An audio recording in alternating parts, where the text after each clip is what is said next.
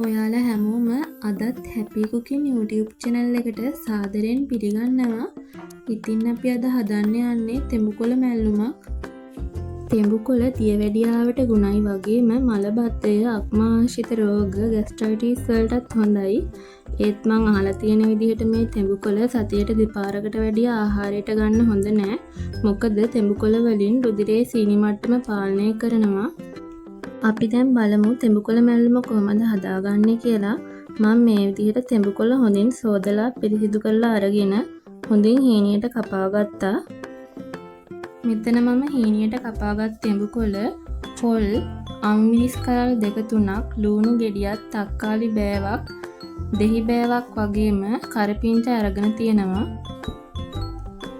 මම දැන් මේ විදිහට පොඩි වංගෙඩියකට පොල් ටික දාලා මේකට කහ ලුණු දාලා හොඳින් කොටා ගන්නවා. මේ පොල් කෙටෙන තරමට අපේ මැල්ලුමේ රසය වැඩි. ඔය කට්ටියට වංගෙඩියක් නැත්තම් මිරිස් කලේ හරි අඹර ගන්න පුළුවන්. නැත්තම් බ්ලෙන්ඩරේ හරි. එහෙමත් නැත්තම් ඔයාලට මේ ටික කහ ලුණු දාලා පොල් ටික හොඳින් අනා ගන්න පුළුවන්. ඒත් මේ විදිහට හොඳින් කොටා ගත්තාම පොල් අපේ මැල්ලුමේ රසය වැඩි.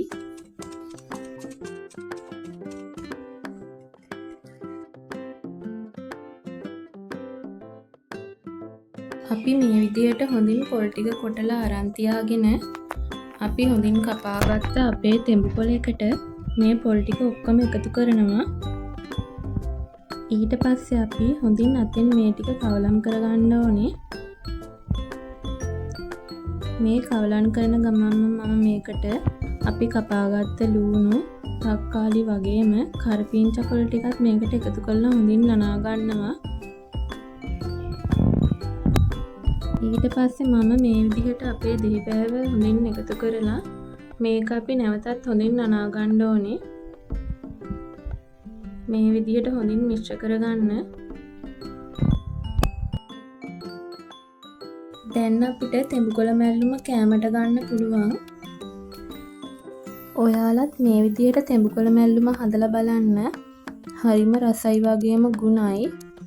තෙඹුකොළ මැල්ලුම් ටෙම්පරාදු කරලා හදනවට වැඩිය මේ විදිහට හදපුවාම අපේ තෙඹුකොළ වල ගුණය රැකෙනවා.